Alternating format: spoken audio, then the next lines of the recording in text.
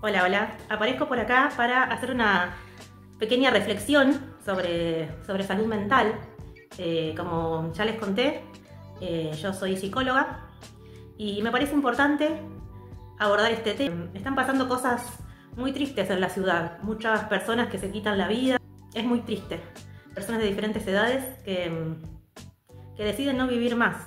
Entonces me parece importante hablar de salud mental.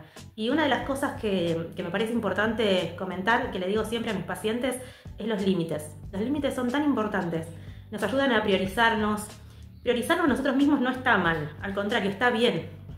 Necesitamos cuidarnos, amarnos, pero antes de amarnos tenemos que ponernos en primer lugar, cuidarnos, respetarnos. ¿Cómo hacemos eso? Con los límites. No son malos, al contrario, nos cuidan, nos protegen. Algo que yo les digo mucho a mis pacientes es que los límites funcionan a modo de abrazo, ¿sí? Un límite es como un abrazo a nosotros mismos, porque cuando ponemos un límite nos estamos cuidando, por lo tanto nos estamos abrazando. Así que los límites son una forma de cuidarnos.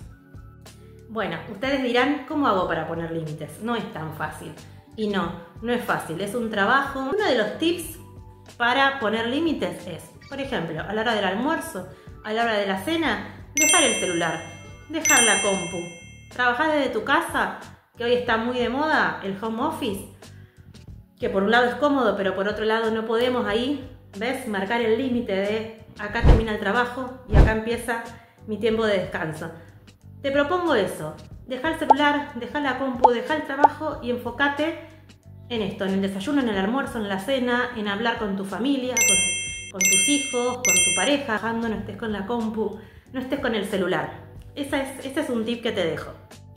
Y otro tip es organizarte, ¿sí? Los horarios también son límites, por eso es que la escuela, el trabajo, las actividades nos estructuran y nos organizan y nos ayudan mucho y son muy importantes para nuestra salud mental.